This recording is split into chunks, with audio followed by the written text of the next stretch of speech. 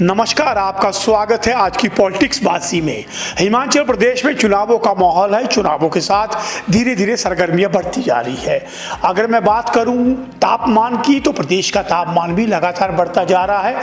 बाहर बहुत गर्मी है और ऐसे गर्मी के मौसम में चुनाव प्रचार कहीं ना कहीं नेताओं के सर का दर्द बना है।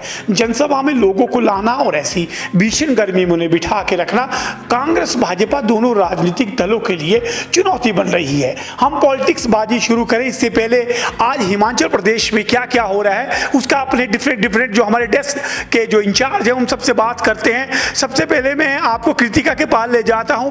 कृतिका, आज हिमाचल प्रदेश में चुनाव है, तो हमारे जो ये नेता हैं ये किन किन क्षेत्रों में आज दौरे पर हैं?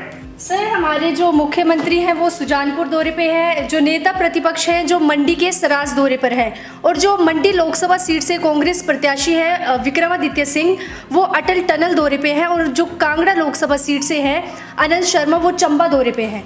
ठीक है जी, तो कुल मिलाकर के विक्रमादित्य मनाली में हैं और सुखविंदर सिंह सुक्खू आज, हालांकि आज बड़ा इंटरेस्टिंग है सारा, वो मैं आपको बाद में बताऊंगा। सबसे पहले आइए आपको बात कर लेते हैं कि आज जो प्रदेश में क्राइम या हादसे उनकी क्या स्थिति है। तो हिमाचल प्रदेश में आज कौन कौन से हादसे हुए हैं? सर, हिमाचल में दो बड़े हादसे हुए हैं। हमीरपुर के बड़सर में पति ने कुल्हाड़ी से पत्नी पर वार कर डाला, जिससे वो गंभीर घायल हो गई है और स्थानीय अस्पताल में भर्ती है। वहीं दूसरा हादसा कुल्लू घाटी में हुआ है। कुल्लू घाटी में घूमने आया कांगड़ा कपल जो है वह हादसे का शिकार हो गया। सर, उसकी पत्नी जो है नाले में गिर गई, जिससे उसकी मौत हो गई है। तो इसी के साथ एक और अपडेट आपको कर दूं, एक गौशाला में आग लगी है जोगिंद्रनगर में, जहां पे भी एक मौत हो गई है, पिता की मौत हो गई है। हालांकि बेटा थोड़ा सा घायल हुआ है। तो ये आज का हमारे जो हादसे दुर्घटनाएं जो हुई है उनका एक अपडेट है आपके पास। हालांकि ये अपडेट लगातार हमारे समाचार फर्स्ट में आप देख सकते हैं, लेकिन एक पूरा एक शाम का जो रिव्यू है वो हम आपको देते हैं। तो बाला हमारे साथ है, तो हमारे न्यूज एडिटर बालाजी, आज क्या है पॉलिटिक्स में खास क्या क्या चीजें हैं आज? पॉलिटिक्स में सर दो बड़ी चीज़ें हुई हैं। कांग्रेस ने गंगूराम मुसाफिर जो पूर्व स्पीकर थे उनके साथ 49 नेताओं की वापसी करवाई है, और भाजपा ने 2 नेताओं को बाहर का रास्ता दिखा दिया है, एक धर्मशाला से राकेश चौधरी और रामलाल मार्कंडे लाहौल स्पीति से। अच्छा, यानी कि कांग्रेस में लोगों की वापसी हो रही है। तो भाजपा ने आज जो चुनाव लड़ रहे हैं जो आजाद प्रत्याशी के तौर पे, उन लोगों का निष्कासन आधिकारिक रूप से किया है। तो ये थी हमारी डेस्क अपडेट। आइए अब आपको असली खबर क्यों ले चलता हूं कि आज मुख्यमंत्री सुखविंदर सिंह सुक्खू आखिर राजेंद्र राणा के घर में पहुंचे थे। तो राजेंद्र राणा के घर में जब वो पहुंचे थे तो निश्चित तौर पे उनके निशाने पर भी राजेंद्र राणा थे।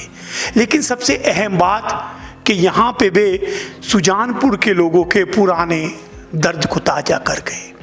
मुख्यमंत्री सुखविंदर सिंह सुक्खू ने आज सुजानपुर में राजेंद्र राणा पर तो निशाना साधा, लेकिन साथ एक बार फिर से सुजानपुर की जनता को आगाह किया है कि वो पहली वाली गलती ना दोहराएं। यानी कि एक बार जिसकी अक्सर बात हो रही थी कि ये जो चुनाव में कहीं ना कहीं जो आपका हमीरपुर है वहाँ पे मुख्यमंत्री का ये जो कार्ड है ये चलेगा। आज सुखविंदर सिंह सुक्खू ने अपने राजनीतिक कौशल को दिखाते हुए उन्होंने सुजानपुर की जनता को कहा कि यहाँ से प्रेम कुमार धूमल पूर्व मुख्यमंत्री होते थे और वो प्रदेश के पहले भाजपा के मुख्यमंत्री थे जो हमीरपुर से थे, लेकिन उन्हें हराया। लेकिन अब की बार हमें ये सोचना होगा क्योंकि हमीरपुर से मुख्यमंत्री है। आइए सबसे पहले किस तरह से मुख्यमंत्री सुखविंदर सिंह सुक्खू ने अपने संबोधन में ये बातें उठाई, एक छोटा सा हिस्सा मैं उसका आपको दिखाता हूँ। तकरीबन 15 महीने पहले आपके आशीर्वाद से मुझे मुख्यमंत्री बनने का मौका मिला। मैं धन्यवाद करता हूं हमीरपुर की जनता का,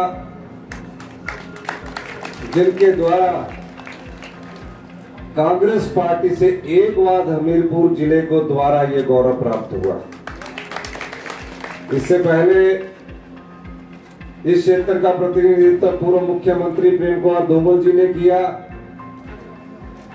और उसके बाद जब जयराम ठाकुर जी की सरकार बनी तब यहां से जो आजकल भाजपा के बिके हुए प्रत्याशी हैं उनके द्वारा वो चुनाव हार गए।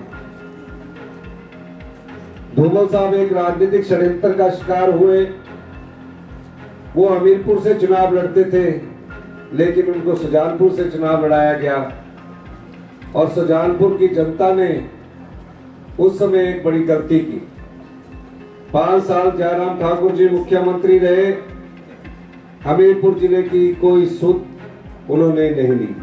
ये थे मुख्यमंत्री सुखविंदर सिंह सुक्खू, जिन्होंने प्रेम कुमार धूमल को भी याद किया और साथ ही उन्होंने सीधे जोड़ते हुए कहा कि इस बार मुख्यमंत्री हमीरपुर का है। मैं जब मुख्यमंत्री बना तो मैंने सबसे पहले हमीरपुर के विकास की बात की। जयराम ठाकुर जब मुख्यमंत्री बने थे, प्रेम कुमार धूमल जब हारे थे तो हमीरपुर को हाशिए पे रखा गया था। हमें पूरी उम्मीद थी कि हमीरपुर में ज़रूर सुखविंदर सिंह सुक्खू इस कार्ड को खेलेंगे और उसकी शुरुआत उन्होंने आज कर दी है। हालांकि बीच में उनकी जुबान फिसली, उसका वीडियो बहुत वायरल हुआ क्योंकि उनसे अनजाने में राजेंद्र राणे के पक्ष में समर्थन मांगने की बात हुई, लेकिन तुरंत उन्होंने अपनी गलती सुधारते हुए इस मामले पे यू टर्न लेते हुए कहा कि जो मेरे कहने में जरूर मेरे से गलती होगी है, लेकिन इसका मतलब ये नहीं कि जो बिके हुए विधायक है, जो बागी विधायक है, उन्हें जनता का समर्थन मिलेगा। तो आज वो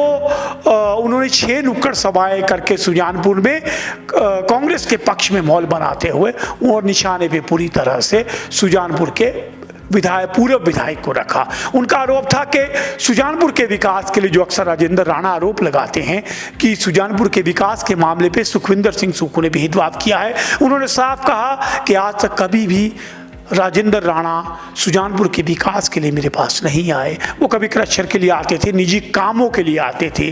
तो कुल मिलाकर के ये चुनाव बहुत ही रोचक होता जा रहा है। अब देखना है कि सुजानपुर की जनता जिन्होंने प्रेम कुमार धूमल को घोषित मुख्यमंत्री के चेहरे को हरा दिया था, सुखविंदर सिंह सुक्खू की इस अपील का कितना असर इस सुजानपुर की जनता पर होता है।